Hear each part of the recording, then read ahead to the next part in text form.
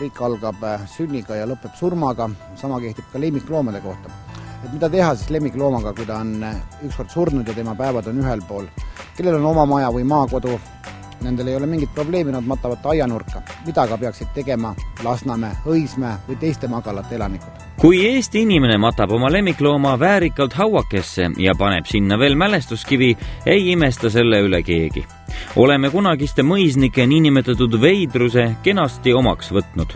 Paraku pole aga seaduseloojad ajaga sammu pidanud. Lemmikute matmist ning loomade surnuaeda puudutavat määrust pole Eestis tänaseni.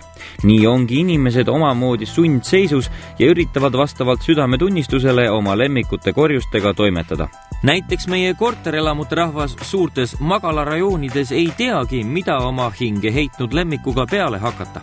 Ilmselt lähevad käiku kõige robustsemad lihtsad võtted. Korjused visatakse jõgedesse, metsa alla, prügikastidesse, kõrvaliste teede maanteegraavidesse.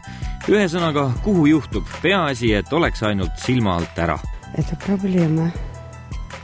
Не знаю тогда, чего делать. Не думали мы. Я пока на этот вопрос не думал еще. Ой, даже я не знаю, я не имею понятия.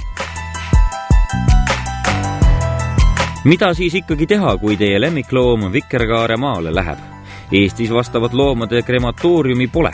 Ka Väike-Maarja rahva seas kutsutud süldivabrikusse ükski hea peremees oma lahkunud sõpra ei saada. Nii juhtubki, et tihti sängitatakse oma lemmikud eramaadele tekkinud kalmistutele.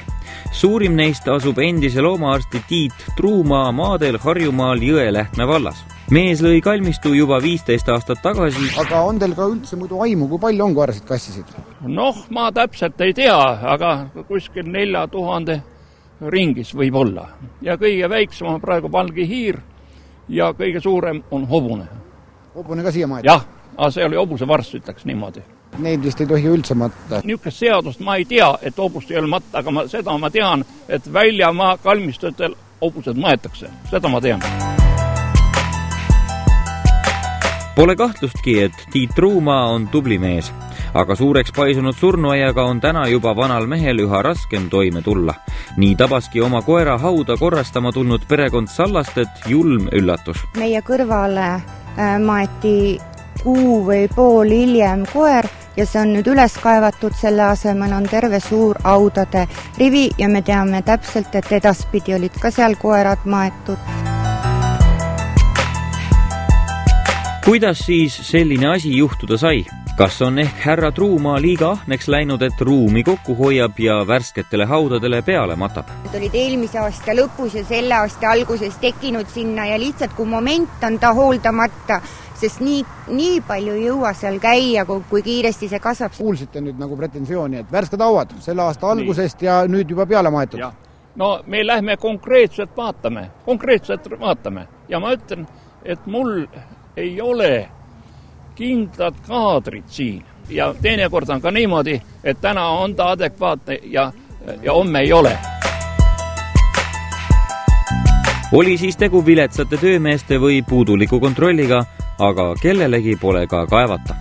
400 krooni eest saate ju ainult härra Truumaa suulise loa tema eramaale oma loom maha matta. Kas te saite üldse midagi, mingi kviitungi, mis tõestab, et te olete raha maksnud ja see samane nüüd see väike ruutmeeter, kus teie koer on maetud, kuulub teile?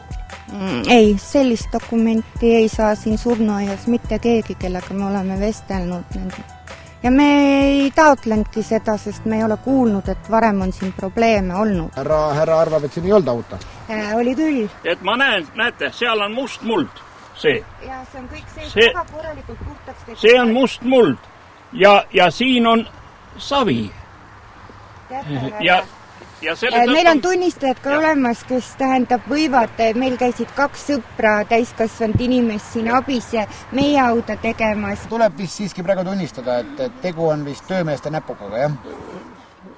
Ma ei garanteeri, aga seda hauda vaadates ma sellest kahtlen. Et vaadake, siin on must muld ja siin on liiv. Aga kui on juba kui haua kinni aetakse, siis tal lähevad kihid segama. loodame, et tegu oli õnnetu eksitusega. Edaspidi ehk jälgitakse Jõelähtme kalmistul tähelepanelikumalt, kuhu labidamehed uued hauad kaevavad. Aga riigi ja linnaisadel tasuks mõelda, kuidas lemmikloomakalmistuid saaks toetada. Siiani pole härra Truumaa saanud sentigi ja peab omadega ise välja tulema. Mõni küsib, et kas see on eraettevõte või riik toetab. Ma ütlen, et riik ei ole seda toetanud sugugi ja et see on kõik eraalgatus. Hindade tõstmine ei tulevat tema sõnul kõne allagi, sest siis hakatakse surnuid loomi salaja tema aia taha või mujale loodusesse tassima. Aga mis saab siis, kui Tiit Truumaa rohkem loomi vastu ei võta ja kalmistu hoopis kinni paneb? See on küsimus eelkõige Tallinna ja Maardu linnavalitsustele, sest kõige rohkem loomi tuuakse Jõelähtmele just neist linnadest. Eestis krematooriumi ei ole ja nii paljud kaasmaalased on sunnitud käima oma lemmikuid tuhastamas Soomes. Nii mõnestki Soomesse minevast autopagaasnikust võib leida surnud lemmiklooma. Väiksemad lemmikloomad nagu pisemad koerad, kassid rändavad üle piiri kõiki seaduse rikkudes lihtsalt käekotis või kohvris. Siin on räägitud jupp aega nagu lemmikloomadele mõeldud krematooriumi vajalikkusest. Mis teie arvate, kas sellel oleks mõtet ja vajadust Eestis? Kindlasti oleks, sest et me olime ka sellest kuulnud, pidi tehtama ja hakkasime uurima ja kahjuks seda võimalust ei olnud, sest kindlasti me oleks kasutanud selle võimaluse. Noh, loomulikult väga paljud inimesed on küsinud minu käest ja siiamaani on ka paar firmat minu poole pöördunud, et kas saaks siia teha. Siin territooriumil on tegelikult asi lihtne. Kui sa oma auda ei hoolda, siis võib ühel päeval juhtuda seda, et sinu lemmik kaevatakse välja ja sinna maetakse uus loom, nii et käige oma audasid korrastamas.